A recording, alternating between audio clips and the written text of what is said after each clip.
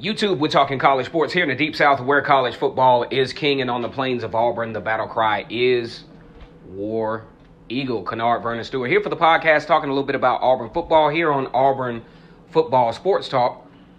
Go ahead and like this video, comment, and subscribe to the channel, Vernon Speaks Sports Auburn. Over here, guys, it's always great to be an Auburn Tiger. War Eagle. Week 3 of the college football season finds the Auburn Tigers as the number 8 team in the country, according to the AP poll, number 9 in the USA Today poll.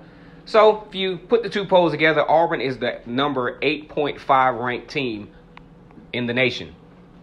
Both polls seems to be consensual as to where they think Auburn is at this point of the season, coming off of a really good win. I actually had a chance to watch video footage on the Auburn versus Tulane game. Auburn really played a lot better in the second half. Also, maybe it did miss a few opportunities to actually blow the game out, so to speak. There was a very nicely dialed up play where Bo Nix just overthrew Will Hastings, would have put the Tigers up, but I think Bo Nix is starting to come into his own. Did a great job of protecting the football. Did not have any interceptions in that particular game. Had a few drop passes. Had a few situations where the ball was deflected at the line of scrimmage. I think about the play where Sal Cannella was somewhat open in the intermediate portion of the football field, and the pass was just deflected. Those things are going to happen. Really interested to see how Bo Nix continues to develop as the starting quarterback for the Auburn Tigers. I think the Joey Gatewood chatter for the moment probably needs to die down. Would like to see Joey Gatewood get some action here against Kent State, because with the SEC stretch between Texas A&M and Louisiana State University, better known as LSU, out of Baton Rouge, they like to play down in Death Valley. That's going to potentially culminate what the SEC West could possibly look like. Because if we look at the Auburn schedule, although at the beginning of the season we might have thought of that as a brutal stretch, I actually think that's a manageable stretch for the Auburn Tigers, where you have games against Texas A&M, Florida, Mississippi State, Arkansas, and then the big one against LSU. It is not out of the realm of possibility for the Tigers to come out of that into the LSU game with possibly undefeated, maybe one loss at worst. Either way, that's info content for another video. What I did like in reviewing film, we talk about Rodney Garner, who is the defensive line coach for the Auburn Tigers. Most of his success coming from the University of Georgia, where he won several SEC championships, also coached some of the better defensive linemen in the country during that time. Has had a great deal of success also with the development of the defensive line at Auburn. And what I did notice is in this Tulane game, although the game was relatively close, he did an excellent job of rotating guys out on the defensive line, because at the beginning of the season, he talked about how he wanted to have a 2-deep defensive line. And I think he succeeded admirably at that in what he accomplished in the Tulane game. Because what you saw a lot of fresh faces in there. You saw a lot of Derek Brown having to get so many reps. Also getting some guys in there that can have some in-game experience against at least a decent offensive line in Tulane, to provide that depth that Auburn is going to definitely need at the defensive line spot going into the stretch of the SEC.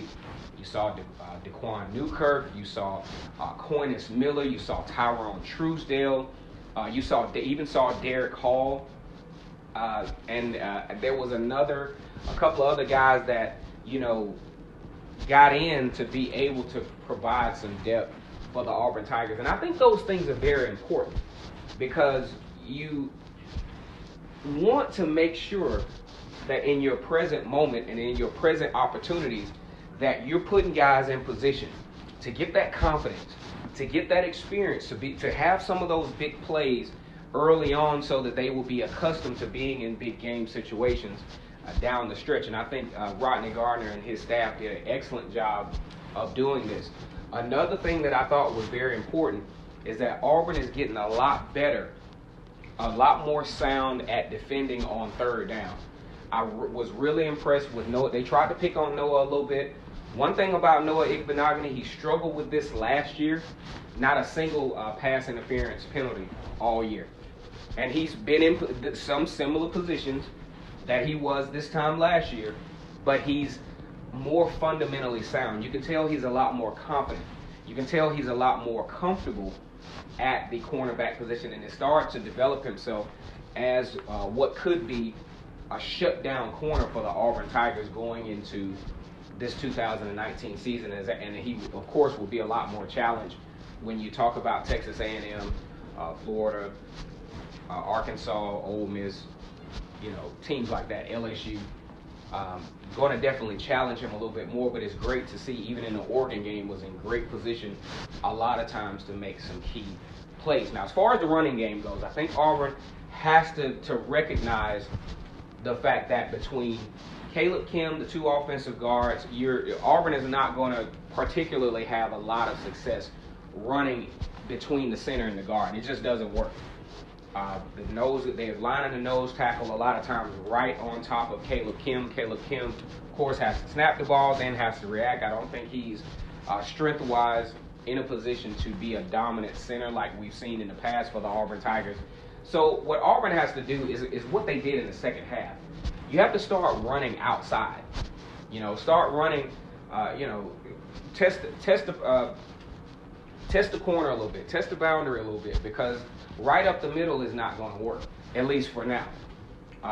Defensive, they're stacking the box on Auburn. They're daring Bo Nix to win the game. So the running game is actually a little more difficult at the moment.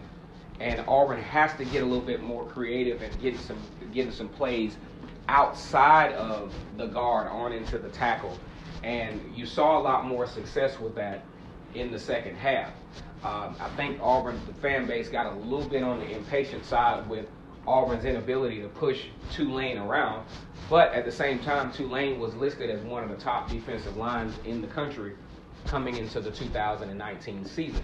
So no, just because it's an American Athletic Conference team does not mean they don't have access to some degree of talent. And these guys want to play, and these guys are going to play intensely. They're not going to just lay down just because you're the Auburn Tigers. So a lot of good footage after doing some video review on the Auburn and Tulane game. Some very encouraging factors. Would love to see Anthony Schwartz get back healthy. He's going to definitely do a good job of stretching out and giving Bo Nix a lot more passing options. For sure hope that Seth Williams will be back in the mix. And also, Bo Nix started to become a little bit more patient in the pocket. Don't allow himself to get so out of sorts to where he feels like he has to automatically scramble once his first progression breaks down. I think Bo Nix will actually be all right. I saw a lot of encouraging things in this video footage against Tulane that leads me to believe that he'll go. He's a very intelligent kid. He'll go back and review film and correct some of the wrongs, because whether we care to see it or not, based on this video footage, I saw that he did progress from week 1 to week 2. He protected the ball more. A lot of passes were actually there, but a few misses for Bo Nix. The wide receivers have to help him out and secure those balls in. But overall, I mean, if you were to grade the Tulane game, I would say maybe a B- overall. Overall, very effective football game. Continuing to play very well on defense. That's something that's going to really, really help to continue to anchor the Auburn Tigers, is how not only how well they play on defense, but the little numbers that count. The rushing currently only allowing 3.3 yards per run. That was Kevin Steele's goal coming into this game.